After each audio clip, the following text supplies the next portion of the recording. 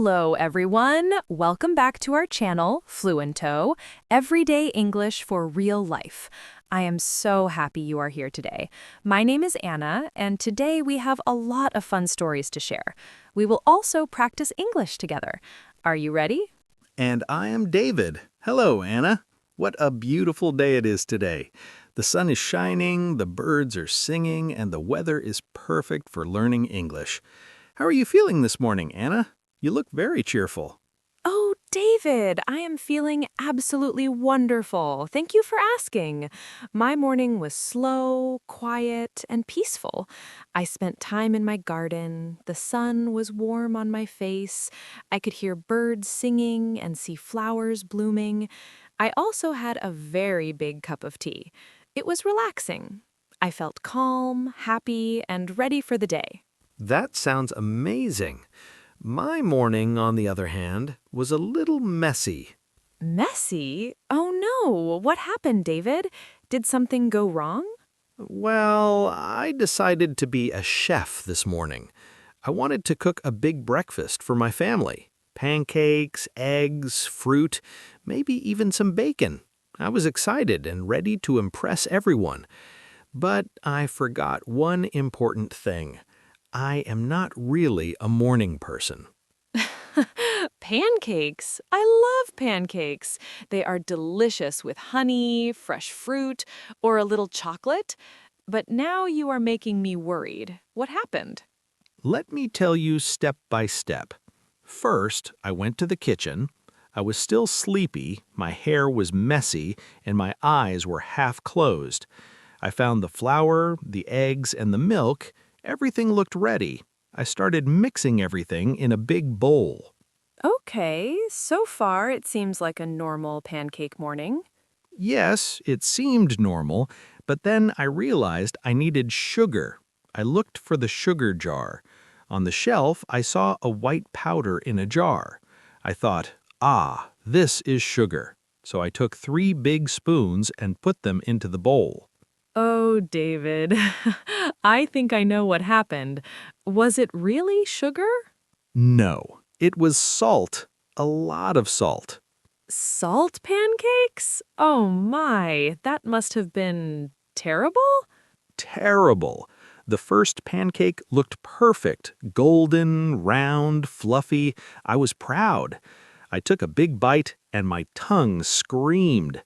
My face must have looked very funny. Very, very salty. My poor tongue. That is a very salty start to your day, David. Did you throw them away? Yes, I had no choice. And I learned a very important lesson. Always taste the ingredients before cooking, and maybe drink coffee first, then cook. That is a good lesson. We all make mistakes in the kitchen, and it's okay. Mistakes help us learn. Exactly. English learners, you can learn from mistakes too. Don't be afraid to try something new, even if it is difficult. Now, let's think about the words we just used. Messy means not clean or organized. Peaceful means calm and quiet. Can you think of a time your morning was messy or peaceful? I can. Yesterday, my morning was peaceful. I read a book, drank tea, and listened to birds. But last week, my morning was messy. I spilled coffee and dropped my keys. That is a perfect example. Friends, try making sentences with messy and peaceful in the comments. It's a good way to practice English. Speaking of peaceful mornings, I went to a new community market yesterday. Oh, yes? Tell me about it. The market is on Sunny Lane. It is small, but very lively. There were stalls with fresh flowers, fruits, vegetables, bread, and even handmade jewelry. The smell of fresh bread and herbs filled the air. I wanted to buy yellow flowers for my table. Yellow is such a happy color. That sounds wonderful. Did you find the flowers you wanted? Well, yes, but I had a very strange experience. I saw a man carrying a very large box. He looked tired. I am a helpful person, so I asked, "Sir, do you need help with that box?" That was kind of you, Anna. What was inside the box? He smiled and said, "Yes, please. I am moving my collection." I helped him carry the box to his car. It was big, but not very heavy.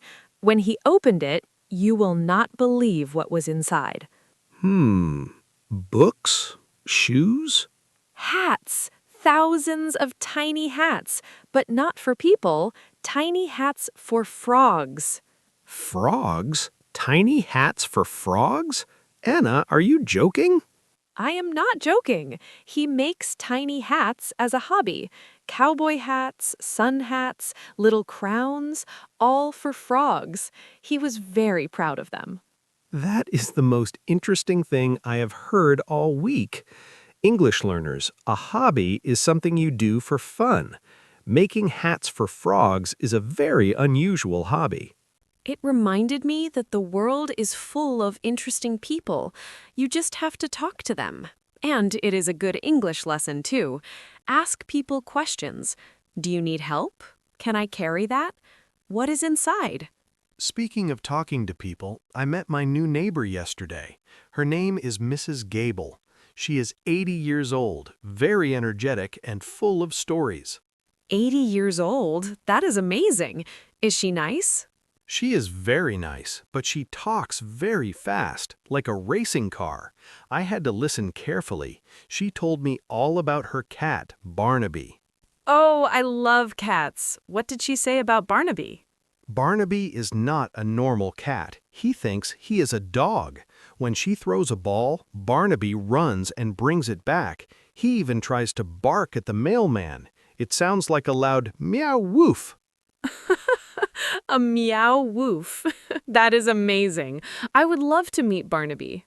It was a good reminder. Sometimes when learning English, we're afraid to talk to new people, but if we try, we hear the best stories. That is so true.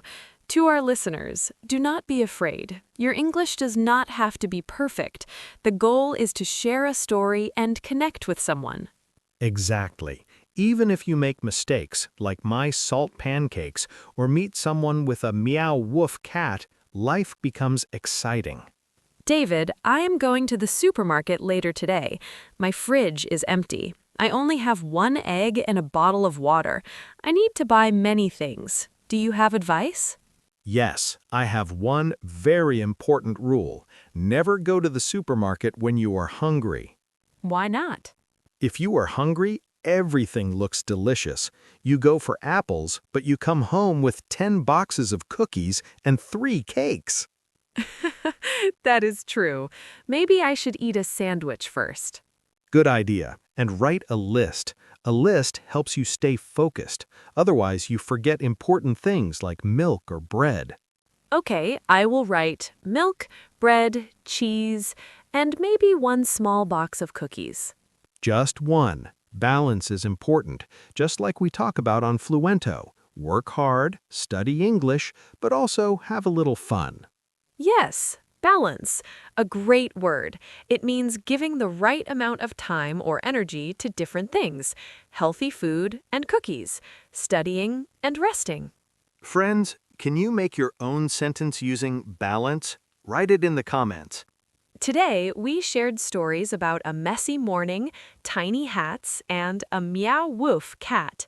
Each story teaches us something. Yes, mistakes are okay. Talking to people is good. Unusual hobbies make life interesting. English learners, remember, your goal is to communicate, not to be perfect. And practice every day. Even small conversations help a lot. Before we go, we want to hear from you. Do you have a funny kitchen story or a pet with a strange habit? Tell us in the comments. It's a great way to practice writing in English. Have a wonderful, happy week, everyone. Goodbye. Goodbye. See you next time on Fluento.